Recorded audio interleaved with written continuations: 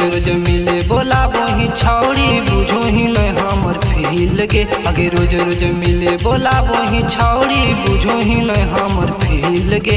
जब देवे के मन नहीं रहो तोरा तो काहे लगनी दिल के। जब देवे के मन नहीं रहो छौड़ी तो काहे लगनी दिल के।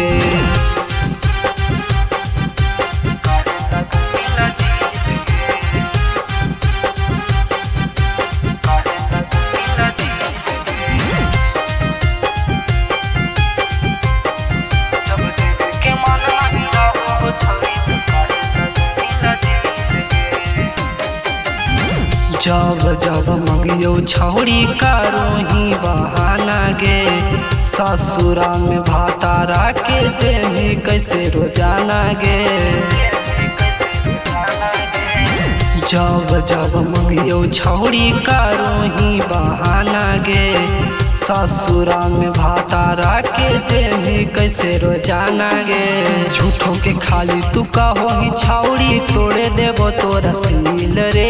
झूठों के खाली तू कहो ही छौड़ी तोड़े देबो तोरा सील रे। जब देवे के मन नहीं रहो तोरा तो काहे लगनी दिल के। जब देवे के मन नहीं रहो छौड़ी तो काहे लगनी दिल के।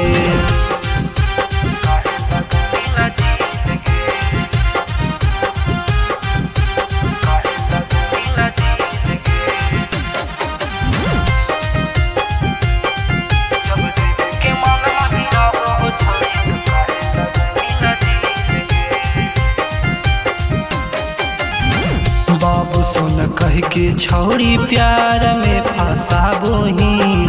तब कह मिले में तू हमरा से शर्माबोही। बाबू सुन कह के छौड़ी प्यार में फंसाबोही। तब कह मिले में तू हमरा से शर्माबोही। नबीना के साथ न छौड़ी बनाबो ही काबूरी लगे। अंकित नबीना के साथ तो छौड़ी बनाबो ही काबूरी लगे। जब देवे के मन नहीं रहो तोरा तो काहे लगनी दिल के। जब देवे के मन नहीं रहो छौड़ी तो काहे लगनी दिल के।